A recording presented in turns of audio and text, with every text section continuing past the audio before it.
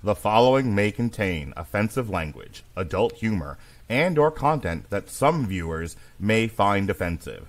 The views and opinions expressed by any one speaker does not explicitly or necessarily reflect or represent those of Mark Radulich or W2M Network.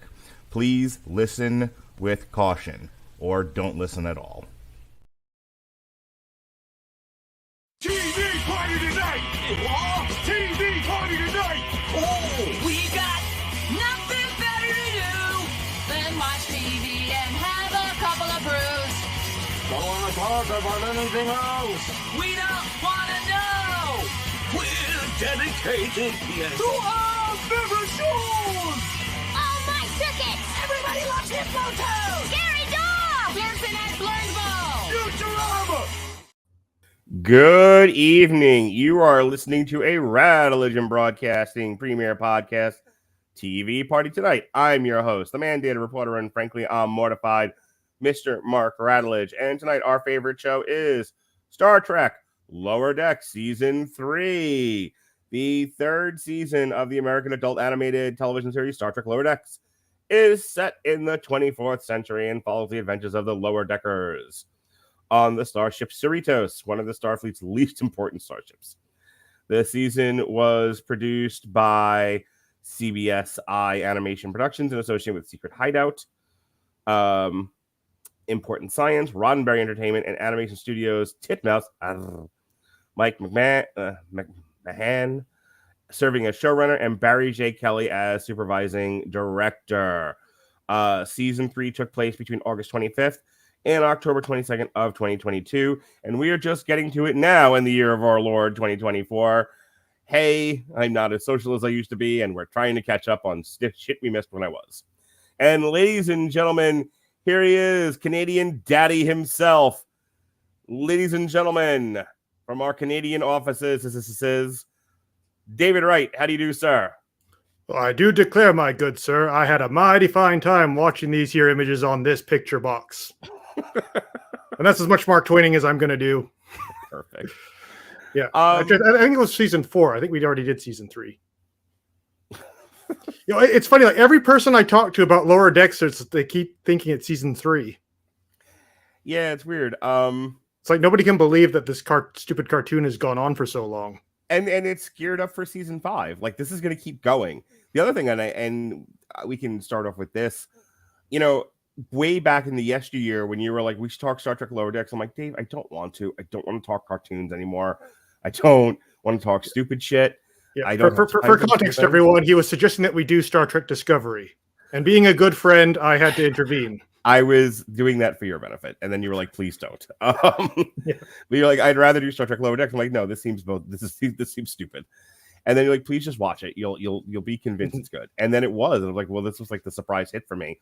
And I've enjoyed every single season. And lo and behold, Star Trek Lower Decks Season 3 actually has 100% critical score, fresh score on Rotten Tomatoes. Wow! I mean, the audience score. I haven't checked the audience score, but when I was looking at the Wikipedia, just kind of taking some mental notes for the discussion tonight, I noticed like, wow, this, the critics love this show, and it's one of those ones where it's, I think, a victim of just the age in which these things exist. We probably wouldn't have it if we didn't have streaming apps, and the need to shove as much content onto these things as possible. Yeah. On the other hand, nobody watches these things because there's so much crap to watch.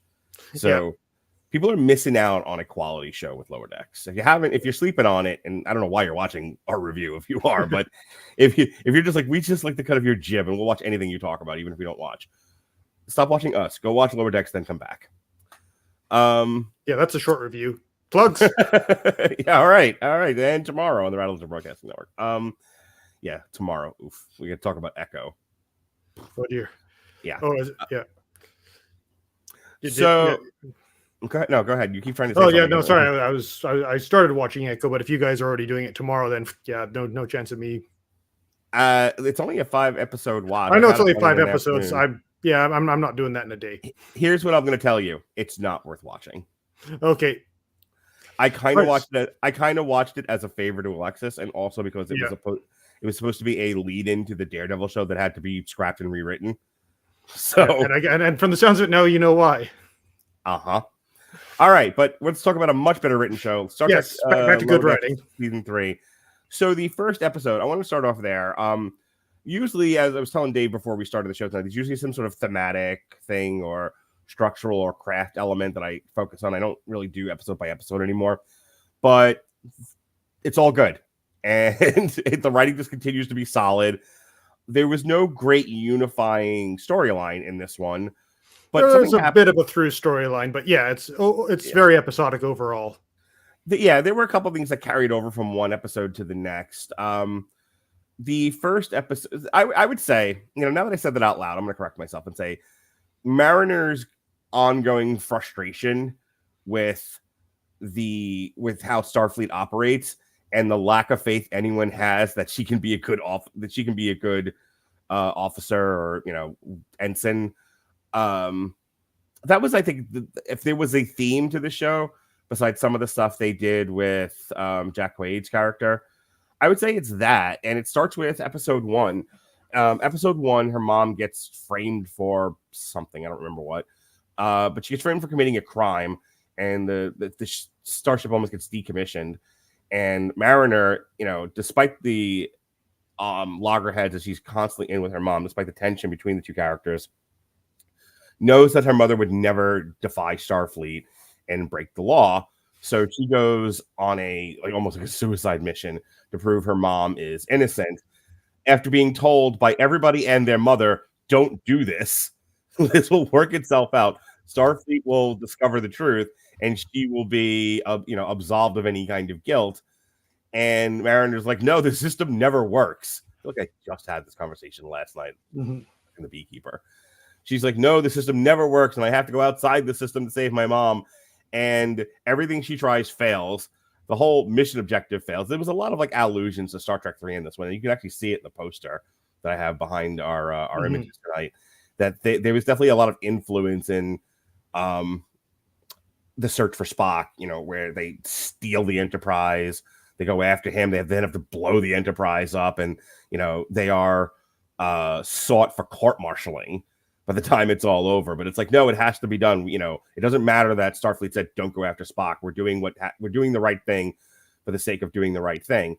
And Mariner is very much, that influenced the writing, and it definitely influences Mariner's decision-making. But it's not nearly as successful as what Kirk did. And then at the end, it's like, the system did, in fact, absolve her. She's found not guilty. All the charges are dropped. They figured out who actually set her up. And Mariner is made to look like an ass. I was like, well, that's an interesting way to start this season. Yeah, I'm always happy that whilst Mariner is incredibly capable and very good at out-of-the-box thinking, the show isn't afraid to challenge her on that sometimes. She doesn't always win. She isn't always right. But it also never really feels like it's trying to disrespect her through doing that. It's just showing, everyone's flawed. Yeah. There's a lot of criticism, I don't want to keep talking about Echo, but I just watched the Drinkers review of Echo, and there's this tendency we joked about this actually last night during the review of The Beekeeper too, where there's this tendency to write women as flawless. Their only flaw is that they can't kick enough ass. It's like, ugh. Yeah. The only problem is that the rest of the world just won't realize just how incredibly amazing that they are. Right. Yeah. These aren't real people. We don't know real women who are incredibly flawed, just as flawed as the men are, in some cases more. So, we like to see reflections of ourselves in our art, and then they show it, and even though we aspire to be, heroes are flawed too.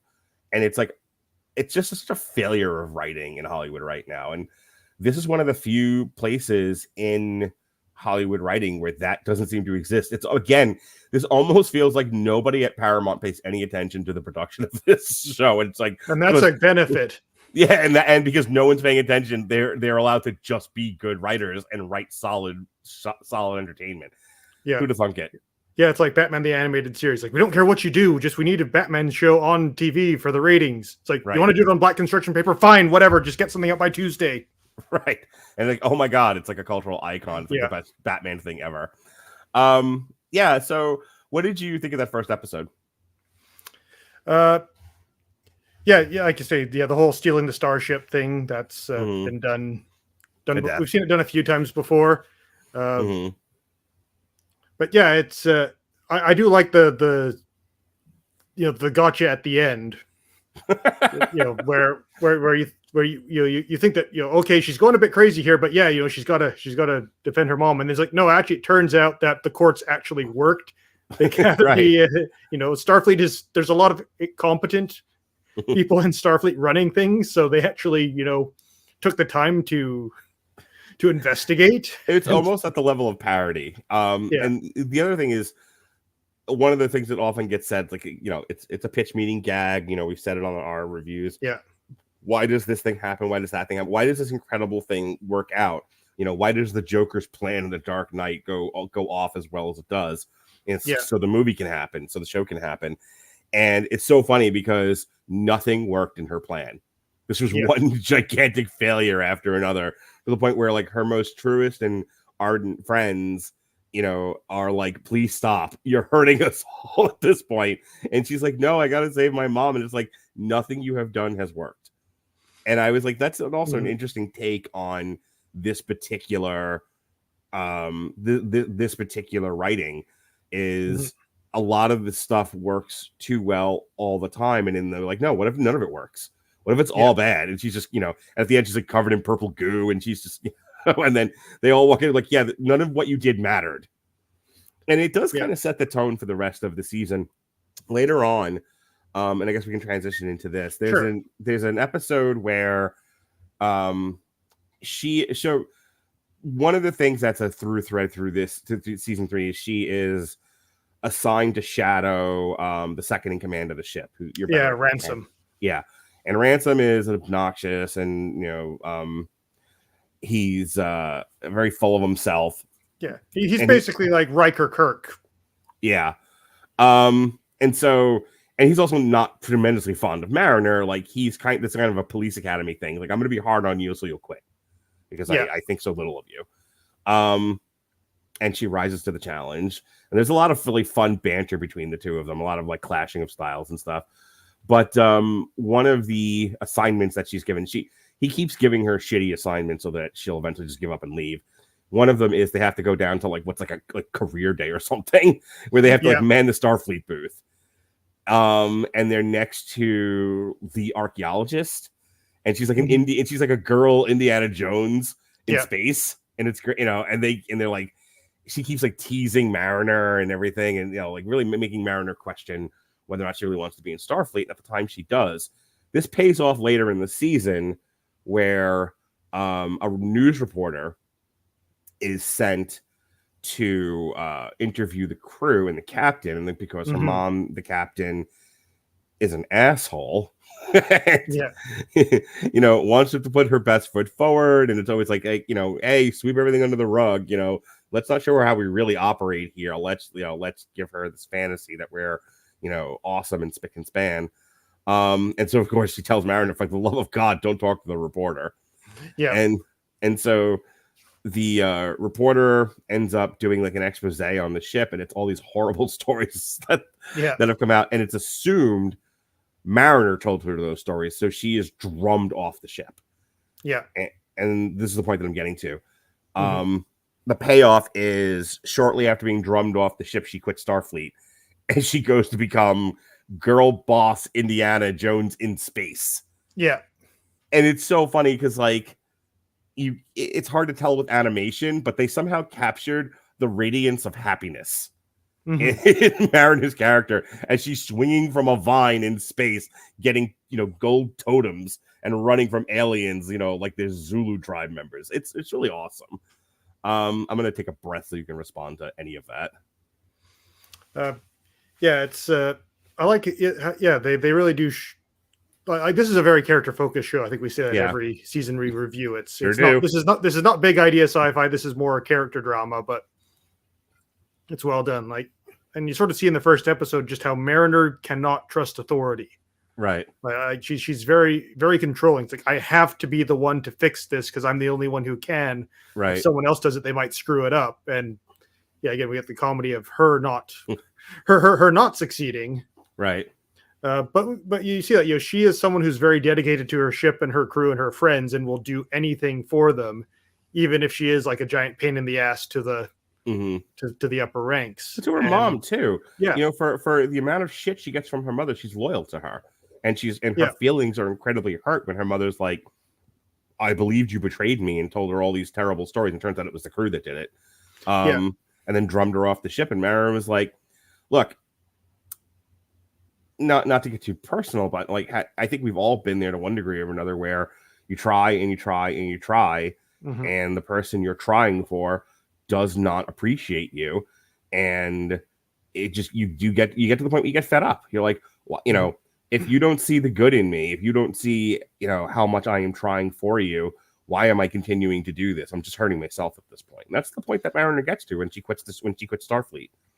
Yeah, I mean, in Mariner's case, I would say that, well, yes, she would never do such a thing as, you know, like betray the ship, right, or throw them under the bus, but because of her career insubordination, like her desire to always, you know, make sure that she stays at the bottom and buck authority, I can see how, you know, like people would draw that opinion of her. Like this is partially a, you know, it is a problem of her own making in a way that people don't trust her because she spent so much time being at odds with the. No, I get what you're saying, but it's not the kind of insubordination where it's like it's not the kind of insubordination where she doesn't believe in the morals and ethics of Starfleet. Yeah. It's more of the, rather than ascend to an officer level, I'd rather eat pie. you know, like I don't always want to keep my uniforms spick and span. I think we all know that person. I kind of can be that person, because like people ask me all the time, like, do you ever want to like get to be a manager where you work? And I'm like, no, I like what I'm doing at the level I'm doing it at. And I don't want to. I want to get raises. I want to get paid more. Yes, I'd like to be paid like a manager, but I don't want to do the job. I'll take the raises. I don't want any more. I don't want any more responsibility at my job. You know, and I don't think that that's a bad thing. And that's Mariner. Mariner's like, I like being, you know, she says this is what I was getting to, but I wanted you to get you involved in the conversation.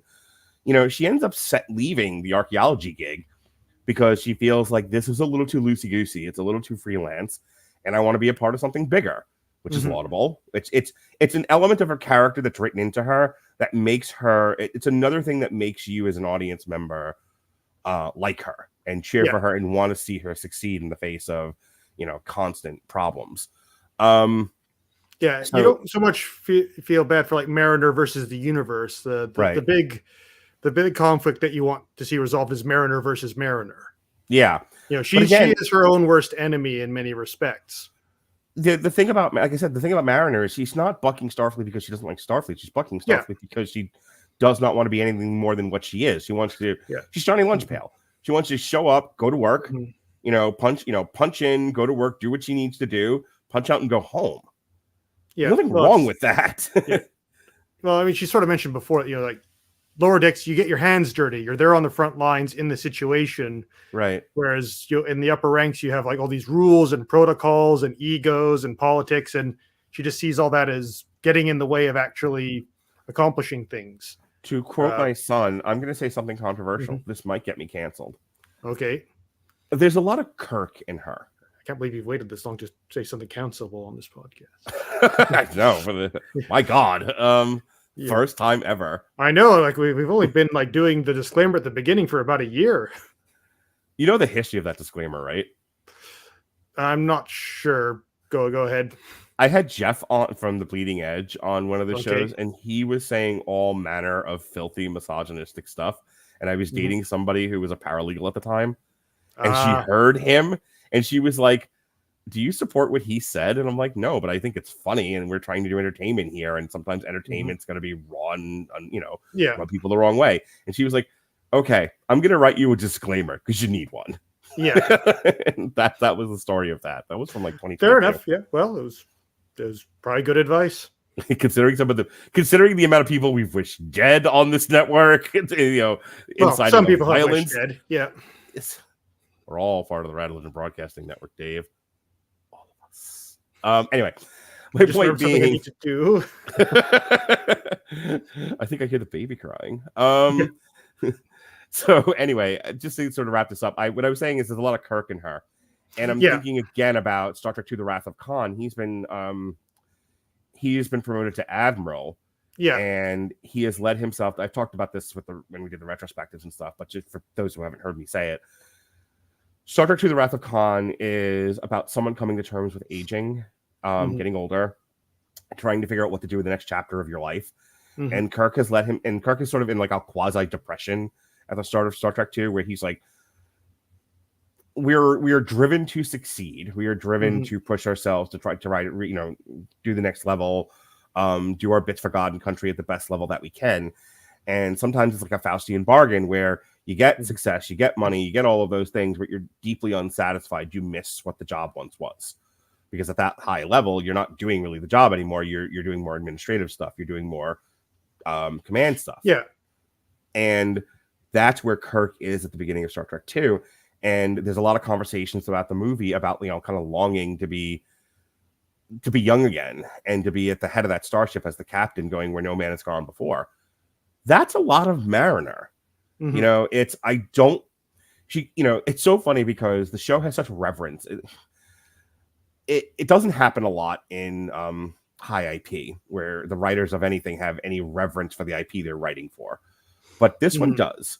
And the writers of the show definitely have reverence for Star Trek, the original series, the Next Generation, et cetera, et cetera.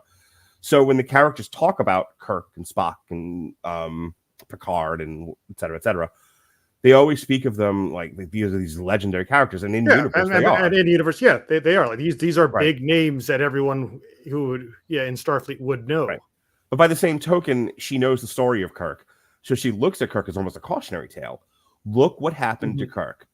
He got promoted from the captain's chair to admiral and all went downhill from there. And he ended up getting himself demoted back to captain. Which is what he wanted in the first place anyway. Which is what he wanted in the first place. And I think so Mariner looks at that to kind of wrap this point up and move on. Mariner looks at Kirk as a cautionary tale and says, I'm going to do just enough to stay where I am, because if I'm too good at what I'm doing, they'll promote me into a place I didn't want to be in the first place. Which is the level of insight in the character writing I don't often see, and I have to give the writers credit where credit's due. Yeah, it's a bit tricky to discuss that because I've watched season 4 and some of these things are sort of resolved or expanded upon in that season. So it's like, I have the answers to these questions, but maybe I should hold back until we do season 4. Okay.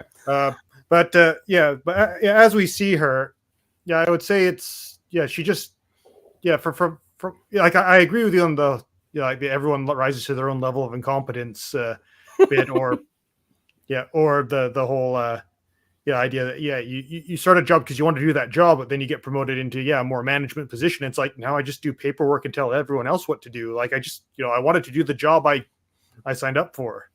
I got promoted once. It sucked. I'll never do it again. Yeah. I have to be responsible for other people's shitty behavior and stupid choices. I'm like, no thanks.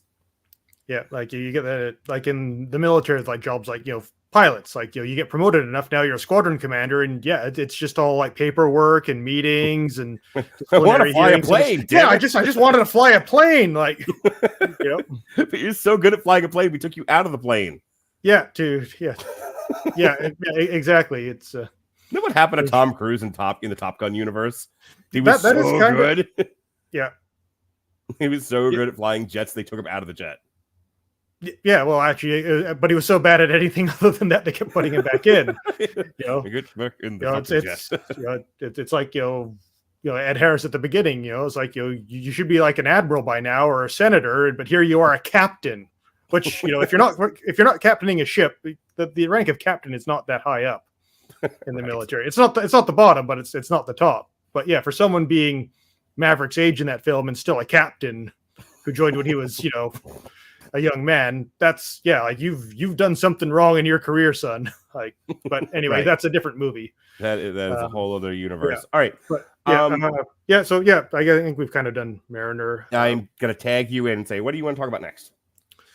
Okay, well, we certainly have some other characters. I think did they do the conspiracy Rutherford one episode storyline this season? Or I think that might have been last season. Where the thing what they do with Rutherford here is his enhancement The code isn't in his enhancement is the code that was used for the drone Starfleet.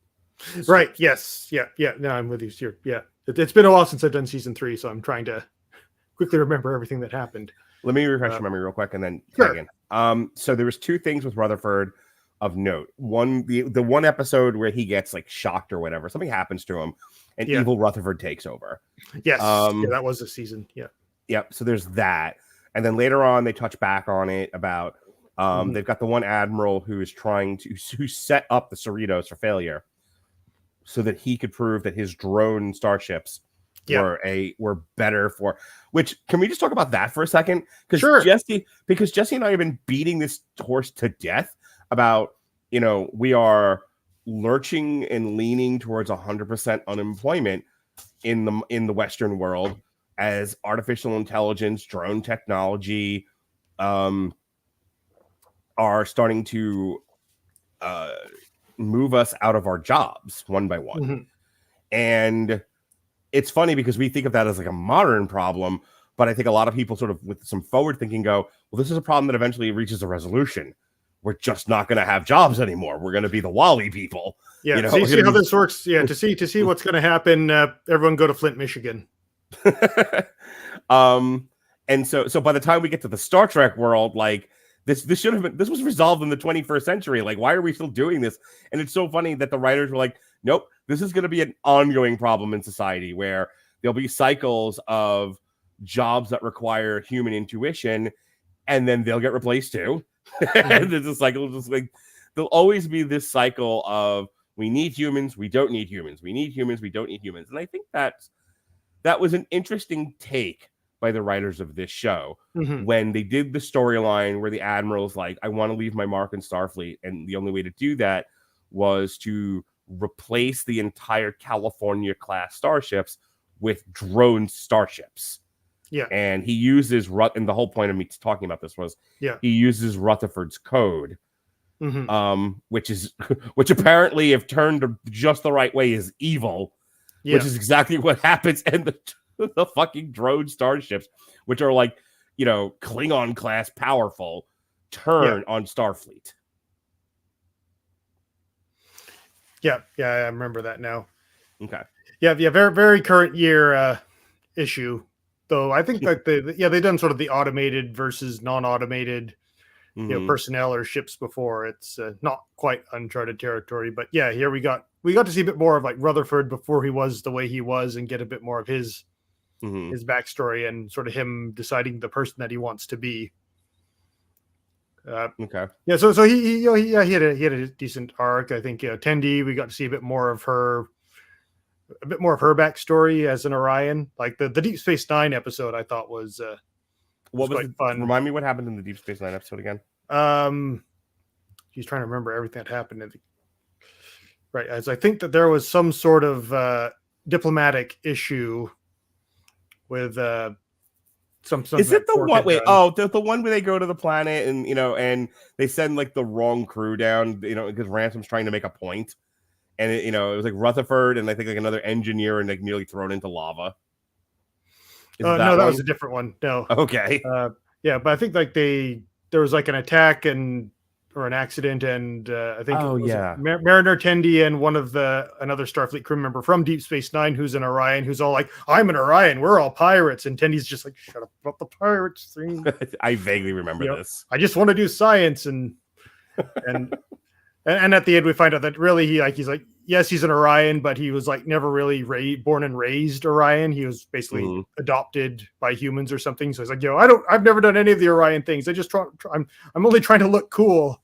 And then Tendi just does super piratey stuff to solve the problem. But speaking of respect for the source material, that was just a fun episode. Just seeing all the sights and sounds of Deep Space Nine again. They had Armin Shimmerman and Nana Visitor reprising their roles, and it was they seem to do like a go back to a previous series episode every season.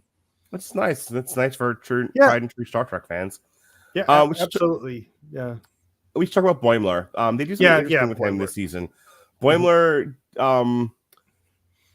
is the exact opposite of Mariner in that he absolutely wants to be promoted, Like, Yeah. he wants to find success in Starfleet, but he is kind of a milksop. He's, he doesn't take chances. He likes to stay firmly in his comfort zone. And so because of that, he is not seen. He is not really respected. He's just kind of part of the background. And so they're like, go ahead. He's gotten to the point where he's good at his job now. Like, he's not the naive, new ensign. He's, he knows how things work now. But it's him having to get over his timidness. Right. So one of the ways I think he's given the advice by somebody in his group of friends: say yes to everything. Yeah. Get out of your So there's a really great episode where he is being hunted. Old Boimler. He agrees to be the most dangerous game and allow this alien who has to, part of his culture, he has this inherent need to hunt. So he was like, sure, I'll let you hunt me. And the whole rest of the episode, he's just running and screaming. Yeah. I remember him like going to the officers. It's like, he's sending me just like, well, you said yes. Good luck. Yeah. The captain's is like, lots of luck to you. You chose this. You volunteered. And I think that it ends with the alien respecting him and all of that. Yeah, and I think he gets some respect from the bridge officers too. Though was this the one where they object the warp core in the end? I think. I know that's later. We'll hold off on that one because that was a glorious. Keep it with Boimler. There's a whole incident where he's like making fun of the head of engineering, security chief. Shax. Yeah. Right. And they're doing the whole he's doing the impression, but of course he's standing right behind him. Sure. And like every other scene after that, he's like crying every time he sees Boimler. Yeah. And then is that what I sound like? And then they're all trying to figure out how to resolve a critical issue with the star. They're going to blow up if they don't do something. And finally, they're being followed by the drone ships, and they're about to destroy them. And right. And I think Boimler says, like, actually, like, he's got the right idea. He's like, wait, I do. It's been a running joke for the past 2 seasons that anytime they're in any sort of trouble, Shax's suggestion is always eject the warp core. Right. And then Boimler actually is the solution. Yeah. And just like him running down the hallway, all the engineers just high-fiving him, this is your day, man. Like, you finally get to do it. Right. You almost waited for him to trip and fall and do the Peter Griffin with the knee thing, but nope, they let him have his moment. They played it straight, and that made them best friends. And it was just like I love how especially in engineering they always seem to show them as like being very, very supportive, kind people, like just you do you go for it. Yep. Sort of attitude.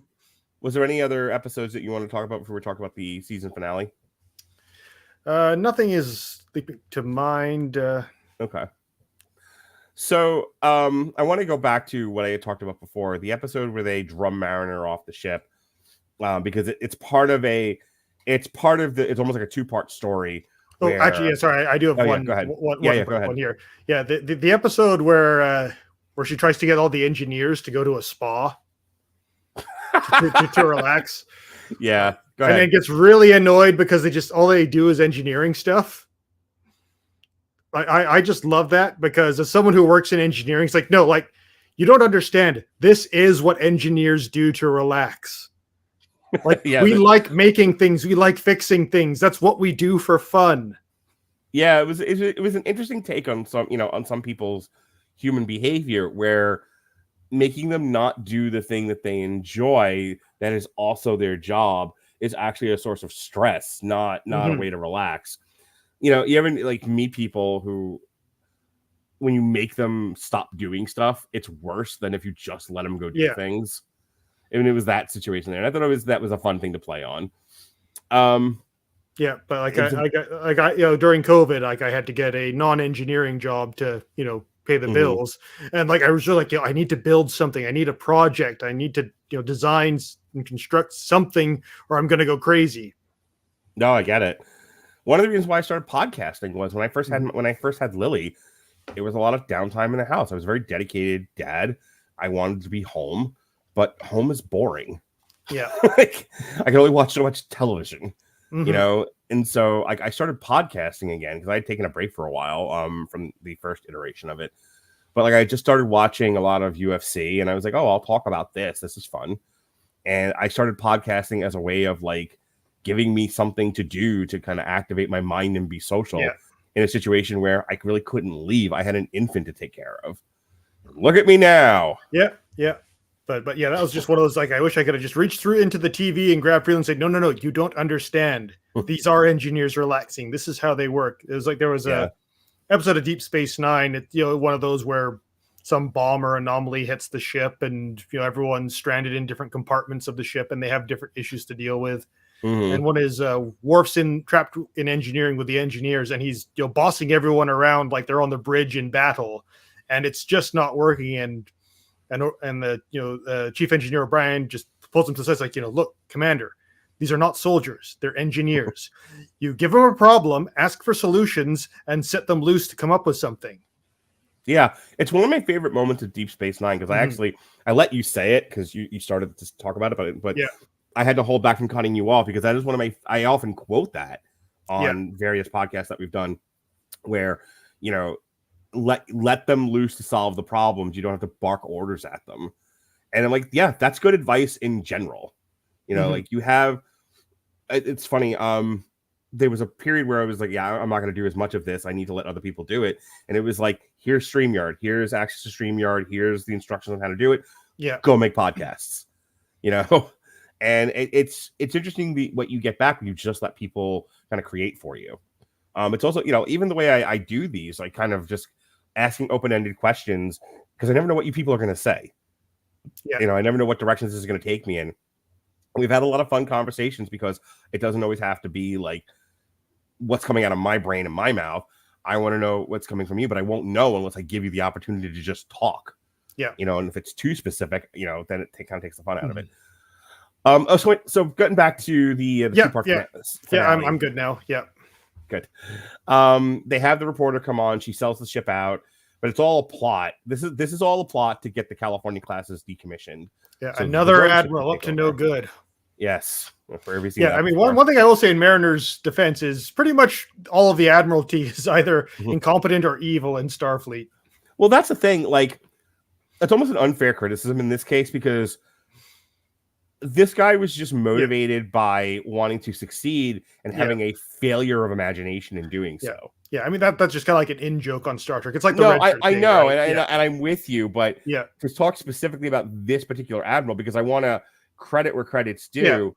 Yeah, he's not malevolent. He's trying to do good by him, but like, that was the thing. Like, he wasn't motivated. He wasn't even motivated necessarily by greed. This wasn't like, this is my way of, like, fleecing Starfleet.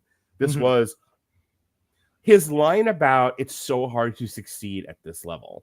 Yeah. It's so hard to make yourself stand out, and because of a failure of imagination, he can't think of a way to move beyond admiral or differentiate himself as an admiral, which I think is a very human and interesting thing. How many of us have run across that problem in our life, where you're competing with people around you and you don't know how to win?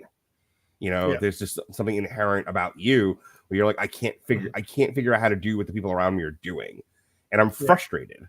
Yeah, and where do I go from here? Like, I'm an admiral now. I've achieved my goal. I'm at the top of the top. Now what? Right, now what am I supposed to do? Which is it's definitely relatable. So his whole thing is, well, drone ships, which goes back to what we were saying about this is a very modern theme right now in going on in world society, in the year of our Lord 2024. So what we find out is he used Rutherford's code for these starships, and they're like, you don't understand. These things are prone to, like, turn evil and turn on their master.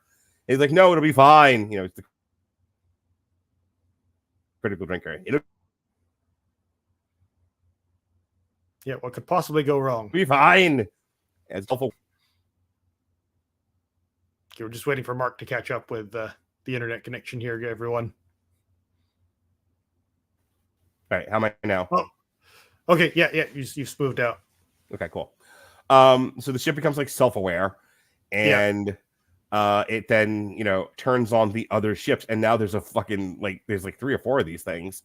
And they're just blowing the Cerritos away. At this point, this is the point that I was trying to get to. Mariner has left Starfleet. Yeah. She's doing the Indiana Jones thing.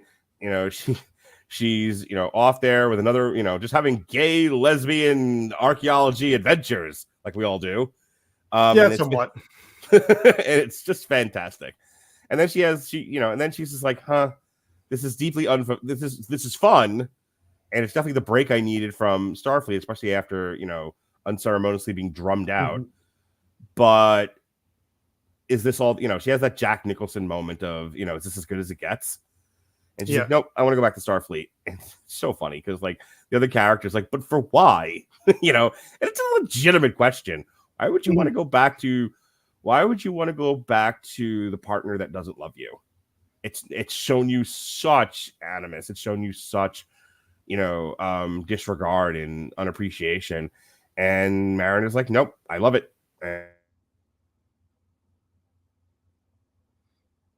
And we've frozen again. I know deep down inside it loves him, but she goes back to it, but not before the Cerritos in deep, deep trouble. Yeah. And it's so funny because, like, they find out that the Cerritos and like a starbase is being blown up, Cerritos is being shot at, all kinds of problems. And the other archaeologists is like, yeah, fuck them.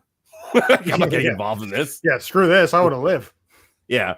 And she's like, nope, the good of the many outweigh the good of the one of the few. And she's like, ugh, you and your stupid Spockisms.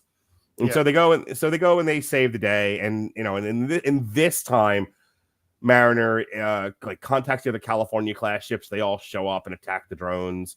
She does something else to help the Cerritos, and Mariner is seen as the hero. And of course, by this point, it was exposed what the reporter actually did to get those stories. Yeah. So Mariner is absolved. She's let her and her mother make amends.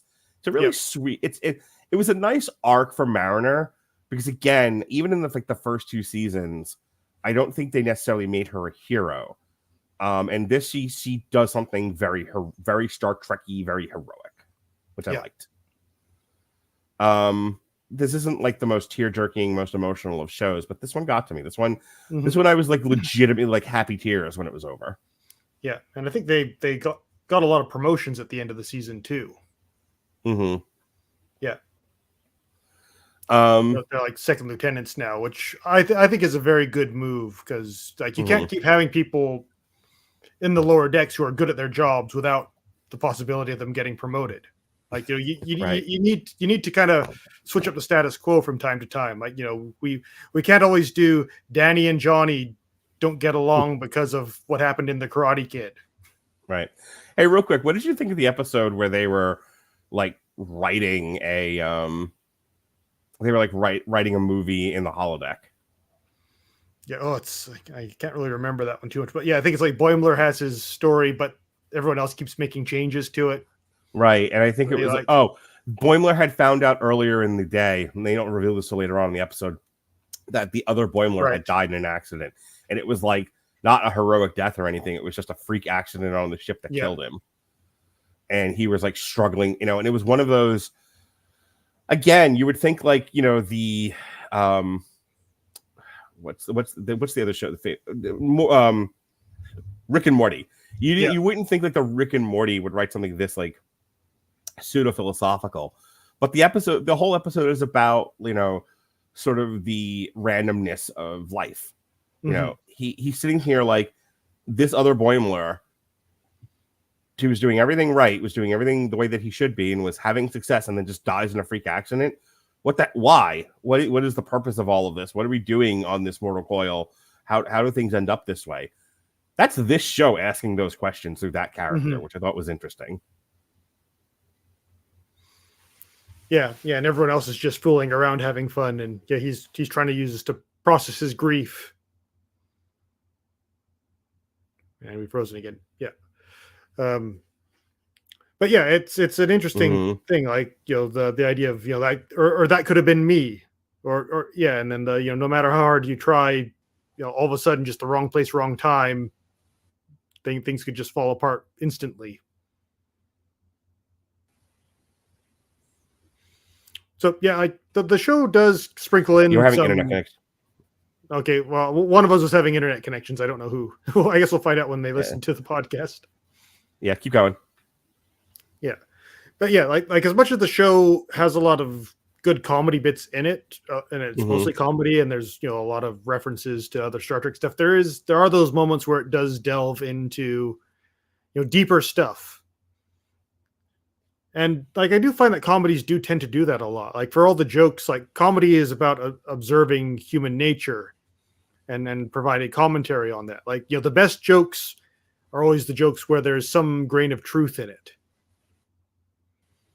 Absolutely. Yeah. All right. Like, before we get out of here for the night, is there anything else? Go ahead. Sorry. Yeah. Sorry. Yeah. It's like one of my favorite lines. It's from Babylon 5, actually, is they're talking to some comedians and they're saying, you know what the difference is between a comedian and a politician? It's like, a comedian says serious things in a funny way, but a politician says funny things in a serious way. And I'm like, that kind of works, actually. Reminds me of the Eddie Izzard bit about, I think it's Prince Philip, where, it's like, we're always afraid of what he's going to say when he's on these foreign tours. And like one of the examples he gave was like, they had like British college students in like China or something. Don't stay here too long; your eyes will get all slitty. It's like, oh, for God's sakes! Oh, yeah. That's Prince Philip, all right.